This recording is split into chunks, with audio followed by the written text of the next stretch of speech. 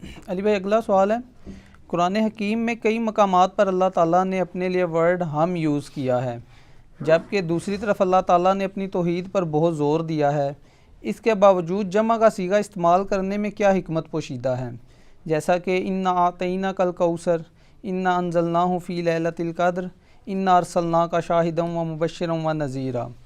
اس قسم کی درجنوں آیات میں لفظ ہم استعمال ہوا ہے۔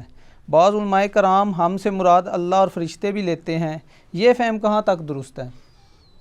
ہم تو اس فہم کے ساتھ ایگری نہیں کرتے جی۔ کہیں کو کھینچ تان کے کوئی مسئلہ ایسا کو بنا لیتا ہے تو اس کا اپنا ایک سمجھ لیں فالٹ ہے، ادروائز قرآن کا جو اسلوب ہے نا اس حوالے سے انا، یہ ایک شاہانہ انداز اسے کہا جاتا ہے۔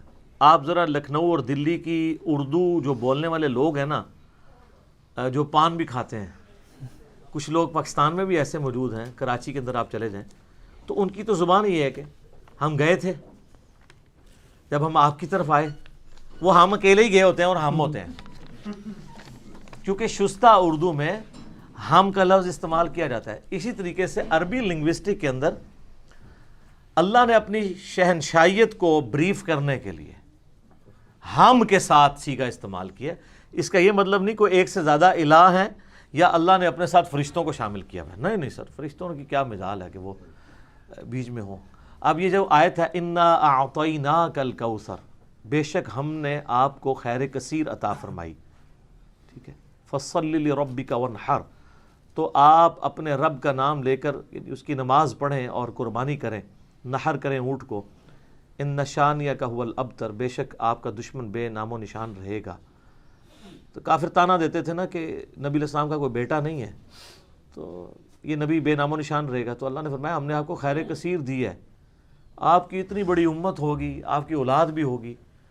اور اسی میں بعض لوگ اس کی یعنی تفسیر میں سیدہ فاطمہ کو لے کے آتے ہیں اہل تشیع، وہ بالکل ٹھیک ہے کہ ظاہر نبی علیہ السلام کی نسل تو سیدہ فاطمہ سے ہی چلی ہے نا، تو کوثر سے مراد وہ بھی ہیں، اور بخاری مسلم میں ہے اس سے مراد حوض کوثر بھی ہے، اور کوثر سے مراد آپ کی اتنی کثیر امت بھی ہے، ٹھیک ہے۔ تو مجھے بتائیں یہ جو انا اعطیناک الکوثر ہے، یہ کسی فرشتے نے نبی علیہ السلام کو یعنی یہ حوض کوثر دیا ہے؟ اللہ دیتا ہے۔ یہ بچی جو دی ہے، جو جنتی عورتوں کی سردار ہے، یہ کسی فرشتے نے دی ہے؟ وہ تو سورہ الشورى کے اینڈ پہ آتا ہے، اللہ ہے جسے چاہتا ہے بیٹے دیتا ہے، جسے چاہتا ہے بیٹیاں دیتا ہے، اور جسے دیتا ہے دونوں، اور جسے چاہتا ہے بے اولاد رکھتا ہے۔ وہ کہتے ہیں نہیں جبرائیل نے بھی ایک بیٹا دیتا سی حضرت عیسیٰ نو، دی شکل حضرت مریم نو، اور وہ اللہ تبارک و تعالیٰ نے ایک ذریعے کے طور پہ بنایا ہوا ہے، جس طرح کہ یہ سوئچ ذریعہ ہے لائٹ آن کرنے کا، اگر کرنٹ ہی بیچ میں نہ ہو، آپ سوئچ جتنا مرضی مہنگا لگا لیں، سارے فرشتے اکٹھے کر لیں، اگر اللہ کا امر کن ہی نہ ہو، فرشتے کچھ بھی نہیں کر سکتے۔ وہ تو اللہ تعالیٰ نے ایک ذریعہ بنایا ہوا ہے، پانی کو پیاس بجھنے کا ذریعہ بنایا ہے، لیکن اگر اللہ نہ چاہے کہ آپ کی پیاس بجھے تو آپ 7 سمندروں کا پانی بھی پی جائیں، ویسے تو سمندر کا پانی کو پی نہیں سکتا، ویسے ہی مر جاتا ہے، نمکین ہوتا ہے، یہ سمجھانے کے لیے کہا جاتا ہے 7 دریاؤں کا پانی پی جائے، پیاس نہیں آپ کی ختم ہوگی۔ آپ کو اتنی بڑی آگ میں ڈال دیا جائے، اللہ بچا لے گا، حضرت ابراہیم علیہ السلام کو بچایا نا، لیکن وہ ایک دفعہ ابراہیم کو بچایا، ہر دفعہ تو نہیں بچائے گا، لیکن آگ کو اگر اللہ حکم دے دے کہ وہ نہ جلائے تو نہیں جلائے گی، یہ اللہ کے فیصلے ہیں۔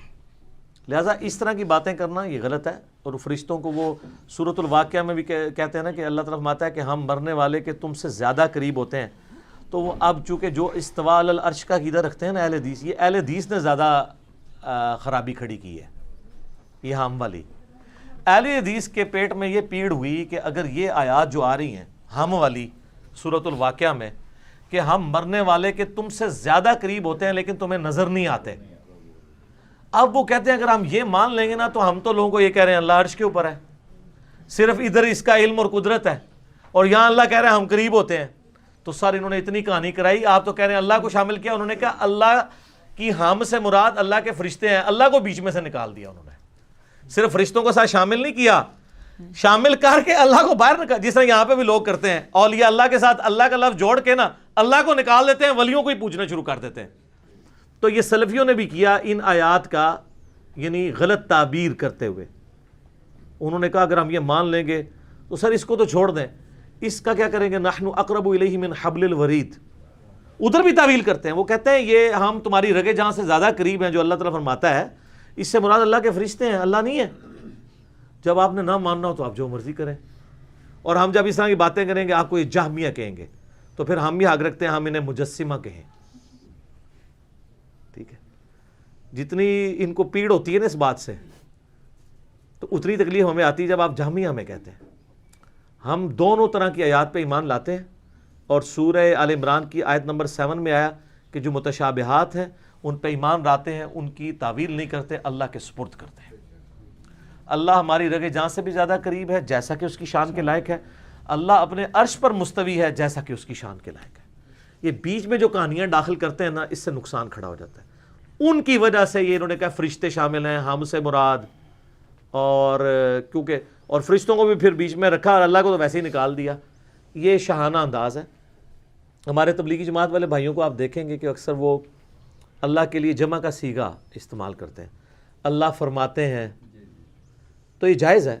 خود اعلیٰ حضرت بریلوی صاحب نے بھی لکھا ہے اپنے فتاویٰ میں کہ اللہ کے لیے جمع کا صیغہ استعمال کرنا احترام ہے، اگرچہ سنگولر کا صیغہ بھی استعمال کیا جا سکتا ہے، لیکن ہم عموماً سنگولر کا صیغہ استعمال کرتے ہیں. اس میں اپنائیت زیادہ ہے، کیونکہ اللہ اور بندے کا جو رشتہ ہے نا وہ پروٹوکول والا نہیں ہے. دیکھیں، ہم مخلوق میں کسی کے سامنے اپنے کپڑے اتار سکتے ہیں، چاہے وہ پیغمبر ہی کیوں نہ ہو، نہیں اتار سکتے. ہمارا ضمیر بھی گوارا نہیں کرے گا، نہ شریعت حکم دیتی ہے. اور اللہ قرآن میں کہتا ہے جب تم اپنے لحاف میں لپٹے ہوتے ہو نا رات کے وقت، ہم اس وقت بھی تمہیں دیکھ رہے ہوتے ہیں. اللہ سے تمہارا کپڑوں والا پردہ بھی نہیں ہے. اللہ کے ساتھ جو ہمارا رشتہ ہے نا وہ ہے فرینکنس کا، بندے اور معبود کا. الذین یذکرون اللہ قیاما وقعودا وعلی جنوبہم، اٹھتے بیٹھتے چلتے پھرتے کروٹوں پہ لیٹے اس کو یاد کرنا. اللہ کے ساتھ اپنائیت اسی وقت ہوتی ہے جب ہم سنگولر کے صیغے کے ساتھ خطاب کریں. تو اللہ اپنے آپ کو جب ہم کہہ رہا ہوتا ہے نا، وہ اپنے شانہ انداز کو پریزنٹ کر رہا ہوتا ہے، ورنہ اللہ تعالیٰ جہاں پہ توحید سکھا رہا ہوتا ہے وہاں سنگولر کی صیغوں کے ساتھ ہی ہے. قل هو اللہ احد، اے نبی تم فرماؤ، اعلان کر دو، وہ اللہ، وہ یکتا ہے، اکیلا نہیں، یونیک، جس کی کوئی ایگزامپل نہیں ہے. اکیلے تو اور بھی بہت ہیں، محمد رسول اللہ بھی تو اکیلے ہی ہیں نا، ایک ہی ہے نا جن کو امام کائنات بنایا گیا ہے. مقام شفاعت ایک ہی بندے کو دیا گیا نا، اکیلے تو وہ بھی ہیں. ٹھیک ہے، حضرت عیسیٰ علیہ السلام اکیلے ہی ہیں نا، حضرت آدم علیہ السلام بغیر باپ اور ماں سے پیدا ہونے والے اکیلے ہی ہیں نا.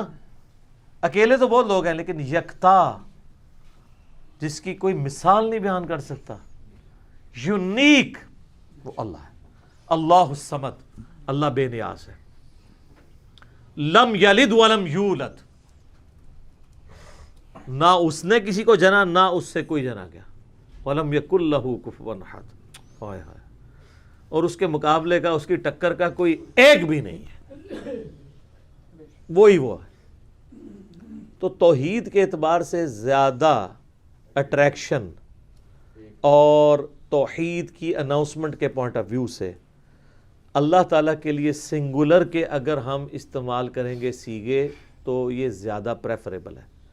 قرآن میں جو اللہ نے استعمال کیے ہیں یہ جمع کے صیغے اللہ تعالیٰ نے اپنے شاہانہ انداز کے لیے بیان کیے ہیں، نہ کہ اس چیز کے لیے بیان کیے ہیں کہ آپ اس سے کوئی اور رزلٹ نکالنا شروع کر دیں. ٹھیک ہو گیا؟ ٹھیک.